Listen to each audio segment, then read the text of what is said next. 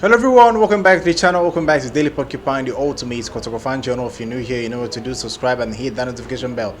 Now, I have put that King Faisal defeat behind me. I'm looking forward to our next game. And you can see that our game against House of Oak was postponed because House of Oak decided to have a preseason in the middle of the season. They are still in Algeria training ahead of the Ghana Premier League matches. You lost 4-0 in Algeria and you pack your bags, and instead of packing your bags to leave and come back to prepare for Ghana Premier League game, you stayed there and started a preseason.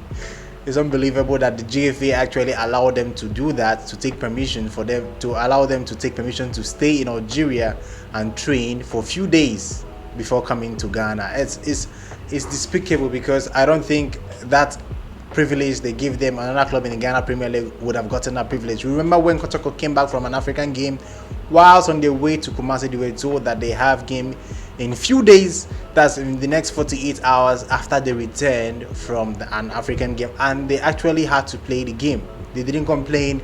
They went to the stadium and they were set to play that game, but fortunately for them, the weather couldn't allow that game to come up. But I think what House of Oak are doing is unfair, and I'm sure that they are scared of coming back immediately to face Kotoko, because we would definitely demolish them if they had come back from that 4-0 defeat to play Asante Kotoko. Now, that is not why we're here. I'm here to give you an update on our injured players, Lamptey, Richard Boadu, and Christopher Nettey.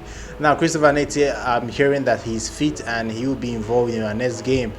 Richard Boadu was sick and he was suspended from our last game. He couldn't play our last game, but Richard Boadu has recovered from his illness and will be available for our next game in the Ghana Premier League. Lamptey, he has stepped up his fitness level and he has started training with the team, but not full training actually. I think he's training alone and will be back very soon, but I'm not sure he'll be fit enough to play a full minute of our next game.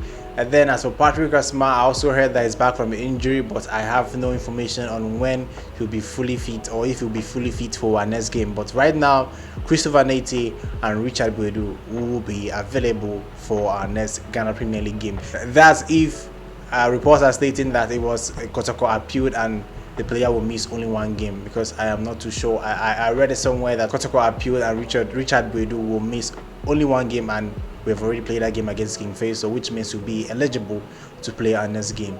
Now, you saw that our midfield struggled against King Faisal. Sheriff Mohammed couldn't do the work Richmond Lamptey and Richard Boadu did in the midfield, and he actually played better when he was moved to right back to replace Samuel Appiah, who had a very terrible game. I think Sheriff Mohammed is suited in a defensive area, maybe a centre back or a right back. I don't think he's ready to play in the midfield position for Asante Kotoko. So I'm hoping Richard Boadu and Richmond Lamptey come back very soon, and we hope that our midfield will be strong again. Now, because I'm expecting things like this to happen in the coming weeks, that's before the Ghana Premier League ends, we might also have injury situations again. I'll be expecting Prosper Nati to give Emmanuel Keke opportunity to play too. If Richard Boadu is not around, Richmond Lamptey is not around, start Emmanuel Keke. I know he's very good. I know he can do the job. Just start him. Or if you expect things like this to happen again during the January transfer window, go for Justice Blay and sign him. I know he's not that young, but if you sign him, he has a lot to offer to the club. I heard that he played very well against King Faisal, the Mediama King Faisal at the Bavaria Stadium. So I think if we get Justice Blay, we'll be able to, cope when important players in the midfield get injured. So I'm hoping that we sort out our midfield, because we are going to really need the midfield if we are going to go far or achieve our goals in the Ghana Premier League this season. You saw that our defensive lineup were playing very high against King Faisal. Our left back and right back were up, and I think that is something we should work on. It's just a small thing I want to talk about. It's something we should work on, because if we continue keeping high line without tracking back, teams are going to take advantage of that, just the way King Faisal do. You saw how King Faisal hit us on the counter attack twice, and not even twice, 3 times or so. Our defense were disorganized, and I think it's something we should also work on. So I'd like to know your thoughts on the entire situation, our defensive midfield problems. Do you think Kotoko have a solution? Do you think there are players in the Ghana Premier League we should get? Because I think if Justice Blay is available for free in January, we should get him, because that's the only sensible option to get, instead of start looking for a club to negotiate for a new midfielder.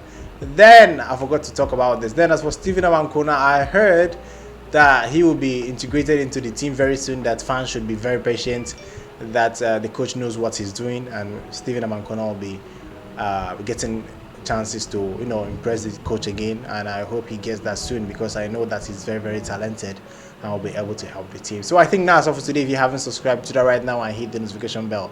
Till next time, guys, goodbye.